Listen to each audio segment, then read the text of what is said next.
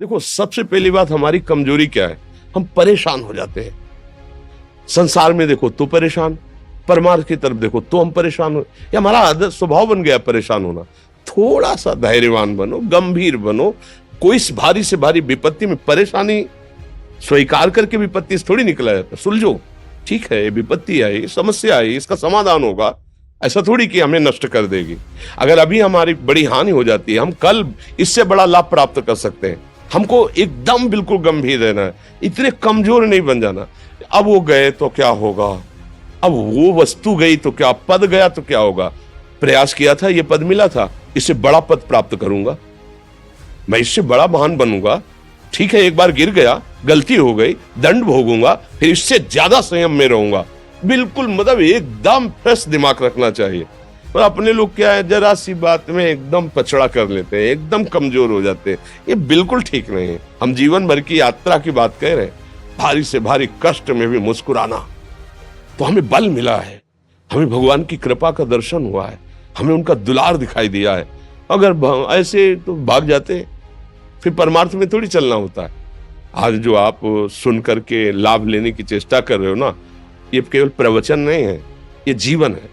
अगर ये जिए ना होते ना, तो ये इसका प्रभाव नहीं पड़ता, फिर वाणी का प्रभाव नहीं पड़ता। हम इसीलिए कहते हैं, जैसे आप लोग एकदम परेशान हो जाते हैं, जब बोलो क्या हमसे ज्यादा परेशानी होगी?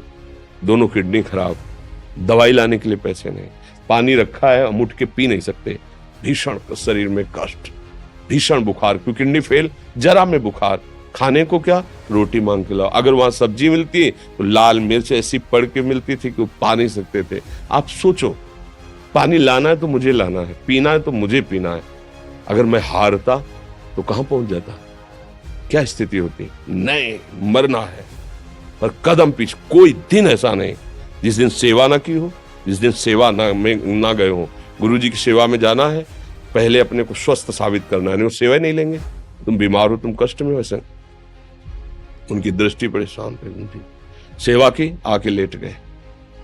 फिर हिम्मत की, अपनी श्री जी की सेवा की, मधुकरी नहीं गए, 3-3, 4-4 दिन भोजन नहीं गए, पर सेवा नहीं छोड़ा, दिनचर्या नहीं छोड़ी। और उसका प्रधान कारण संयम, ब्रह्मचर्य, भगवत आश्रय, नाम जप, कभी हारने नहीं दिया। अभी भी थोड़ी देर बाद डायलिसिस शुरू होगा। हारने, आपको हारे हुए नजर आ रहे हैं?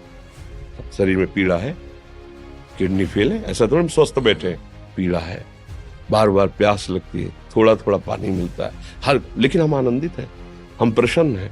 हम लड़ाई में हारे नहीं हैं, ना हारेंगे, हम जीत चुके हैं।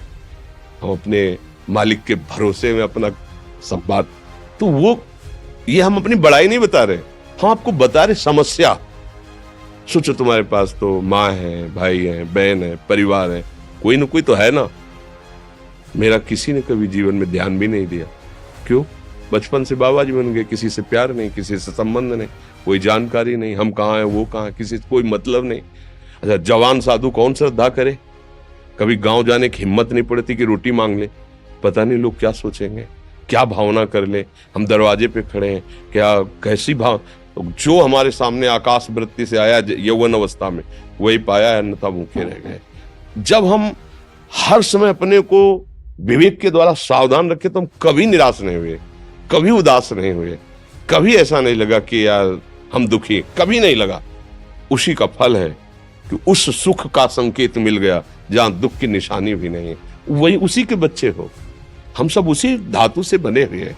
हम इतना क्यों परेशान हो जाते हैं? हम ये देखते हैं, अपने लोग थोड़ी बात बिगड़ गई परेशान, नहीं बिगड़ी तो बिगड़ जाने की संभावना में परेशान है।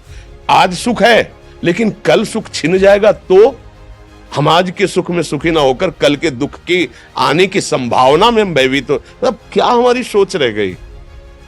हमको इतना बलवान बनना है कि सुख और दुख दोनों हमको छू न सके।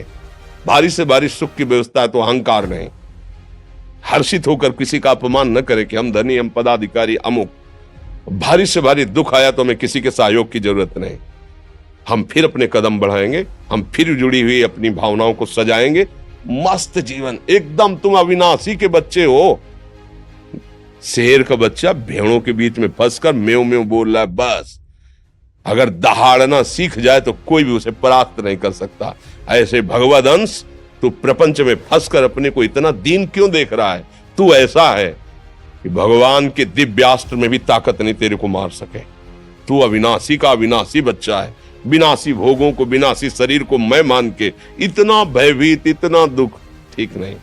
ये सबके लिए, केवल एक के लिए नहीं। आप समझो, आप लोग सोचते हैं हम गृहस्थ होकर भला ऐसी स्थिति कैसे। जनक जी सुखदेव जी के गुरु हैं और राजा हैं, महल है, रानियां हैं, नौकर है, चाकर। क्या सुखदेव जी जिनके शरीर में लंगोटी भी नहीं है, दिगंबर, परमहंस, परमहंस के गुरु है जनक जी जो राजा हैं। समझो आप ऐसा ना सोचे कि हम नौकरी कर रहे हैं, हम संसार में, हम गृहस्थ हैं, हम आध्यात्मिक की ऊंचाई पर नहीं चढ़ सकते। नहीं, आप एक सरकारी नौकरी या आप किसानी या व्यापार करते हुए आप एक अध्यात्म की ऊंचाई में चढ़ सकते हैं। और अध्यात्म ही है जो तुम्हें इस माया के दुख सुख से ऊपर उठा सकता है। दूसरा, चाहे जितनी संपत्ति आ जाए, आप सुखी नहीं हो सकते। सब देख लो, आंख खोल के देख लो, अध्यात्म ही है जो तुम्हें हर कष्ट सहकर मुस्कुराकर जीने का रास्ता बता देगा। कि आप आनंदित हो जाओगे, कुछ नहीं बिगड़ा। अध्यात्म